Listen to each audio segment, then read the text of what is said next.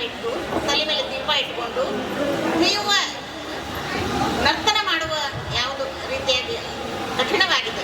ಅದೇ ರೀತಿಯಾಗಿ ತಾಳ ಬೇಕು, ಸ್ವರ ಬೇಕು, ತಕ್ಕ ಮೇಳ ಬೇಕು, ಎಲ್ಲದಕ್ಕಿಂತ ಹೆಚ್ಚಿನ ಕಿರೀಟ ಸ್ಥಾನವಾದ ಭಕ್ತಿ ಬೇಕು. ಭಕ್ತಿ ಇಲ್ಲದೆ ಹಾಡಿದ ಹಾಡ ವ್ಯರ್ಥ ವ್ಯರ್ಥ. ಯಾವ ಹಾಡಿಗೆ ನಿಮ್ಮ ಕಣ್ಣು ಅರಳುವುದಿಲ್ಲ, ಮುಖ ಅರಳುವುದಿಲ್ಲ, ಆ ಹಾಡ ವ್ಯರ್ಥ. ಈಗ ಮಾಡೋದೇ ಭಜನೆ ಅದರ ಸಲುವಾಗಿ ನಮ್ಮ ಉದ್ಧಾರ ಆಗಬೇಕು, ನಮ್ಮ ಮೋಕ್ಷ ಸಿಗಬೇಕು. ಮಧ್ಯಾಹ್ನ ಪ್ರವಚನದಾಗ ಒಂದು ಹೇಳ್ತೀನಿ, ಒಂದು ಮೋಕ್ಷದ ಕಥೆ ತುಂಬಾ ಚೆನ್ನಾಗಿದೆ. ನನ್ನ ಕಥೆ ನನಗೆ ಮೈಸೂರು ಬೆಂಗಳೂರು ಭಾಷೆ ಬರಲ್ಲ, ನಮ್ಮ ಉತ್ತರ ಕರ್ನಾಟಕ ಭಾಷಾದೊಳಗೆ ನಾನು ಮಾತಾಡ್ತೀನಿ. ಈಗ ನ್ಯಾಚುರಲ್ ಭಾಷೆ ಆದ್ರೆ ಚಲೋ ಮಾತಾಡಿದ್ರು. ಹೀಗಾಗಿ ಅದನ್ನು ಕೇಳೋಣ. ಆ ಮೋಕ್ಷಕ್ಕೆ ಹೋಗ್ಲಿಕ್ಕೆ ಇದು ಮೆಟ್ಲ. ಶ್ರವಣ ಕೀರ್ತನಂ ಮತ್ತೆ ಅರ್ಚನಂ ಪಾದ ಸೇವನಂ ಅಂತ ಹೇಳಿದಂತೆ ಇವೆಲ್ಲ ಒಂದೊಂದೇ ಮೆಟ್ಲ ಏರಿ ನಾವು ಮೇಲೆ ಮೋಕ್ಷಕ್ಕೆ ಹೋಗೋಡ್ತೀವಿ. ಎಲ್ಲರದು ಮಾರ್ಗ ಒಂದೇ, ದಾರಿ ಒಂದೇ, ಒಬ್ರ ಹಿಂದೆ ಒಬ್ರು ಮುಂದೆ, ಒಬ್ರ ಹಿಂದೆ ಒಬ್ರು ಮುಂದೆ. ಆದ್ರೆ ಹೋಗೋದು ಗುರಿ ಎಲ್ಲರದು ಒಂದೇ. Destination is same destination. Platform ಬೇರೆ ಬೇರೆ, ಹೋಗೋದು ಒಂದೇ ಕಡೆ. ಭೇಟಿಗೆ ಹೋಗ್ತಾವೆ, ಎಲ್ಲ ಕಡೆ ಟ್ರೈನ್ ಬರ್ತಾವೆ, ಭೇಟಿಗೆ ಹೋಗ್ತಾವೆ. ಆ ರೀತಿಯಾಗಿ ನಾವು ಈ ಭಗವಂತನ ಭಜನೆ, ಭಜ ಈ ಶಬ್ದದಿಂದ ಹೊರಗಡೆ ಇರ್ತಕ್ಕಂಥ ಈ ಭಜನೆ ನಮ್ಮ ಮಾನವರು ಪೂಜ್ಯರಾದ ಗೋಪಾಲಾಚಾರ್ಯರು ಹೇಳ್ತಾ ಇದ್ರು, ಭಜನೆಯಿಂದ ರೋಗ ಪರಿಹಾರ, ಭಜನೆಯಿಂದ ಸಂಸಾರ ತಾಪತ್ರಯ ಪರಿಹಾರ. ಯಾರಾದರೂ ಉತ್ತಮ ಜ್ಯೋತಿಷ್ಕರು, ಉತ್ತಮ ಪಂಡಿತರು ಎಲ್ಲನೂ ಹೈ ಲೆವೆಲ್ನಾಗಿತ್ತು. ಅವ್ರ ಕಡೆ ಜ್ಯೋತಿಷ್ಯ ಕೇಳಲಿಕ್ಕೆ, ತಮ್ಮ ತಮ್ಮ ಸಮಸ್ಯೆಗಳನ್ನು ಹೇಳಲಿಕ್ಕೆ ಬಂದರೆ ನೀವು ನಮ್ಮ ಮನೆಗೆ ಬರ್ರಿ, ಭಜನೆ ಕೇಳ್ರಿ, ಕಣ್ಣು ಮುಚ್ಚಿ ಭಗವಂತನ ಹಾಡು ಕೇಳ್ರಿ, ಆರಾಮಾಗ್ತದೆ. ಎಷ್ಟೋ ಜನರಿಗೆ ಆರಾಮಾಗಿದೆ. ಇದು ಜೀವಂತವಾದ ಉದಾಹರಣೆ ಇದೆ. ಹೀಗಾಗಿ ಈ ರೀತಿಯಾಗಿ ಈ ಭಜನೆ ಹಾಡು ಮಾಡುವುದರ ಸಲುವಾಗಿ ನಮ್ಮ ಭಕ್ತಿ ಹೆಚ್ಚಾಗಬೇಕು, ಸಂಸಾರದಲ್ಲಿ ಇರ್ತಕ್ಕಂಥ ತಾಪತ್ರಯ ಪರಿಹಾರ ಆಗಬೇಕು. ತಾಪತ್ರಯ ಇಲ್ಲದೆ ಇದ್ದವರು ಯಾರೂ ಇಲ್ಲ, ಯಾರೂ ಇಲ್ಲ. ಜಗಿ ಸರ್ವ ಸುಖಿ ಅಸ ಕೋಣ ಹೇ ಹಟ್ಟಿ. ಅದಕ್ಕೆ ಕಣ್ಣು ಮುಚ್ಚಿ ಬುದ್ಧಿಯಿಂದ ಆಲೈಸೋಣ, ಹಾಡೋಣ, ಬನ್ನಿ ಕೇಳೋಣ.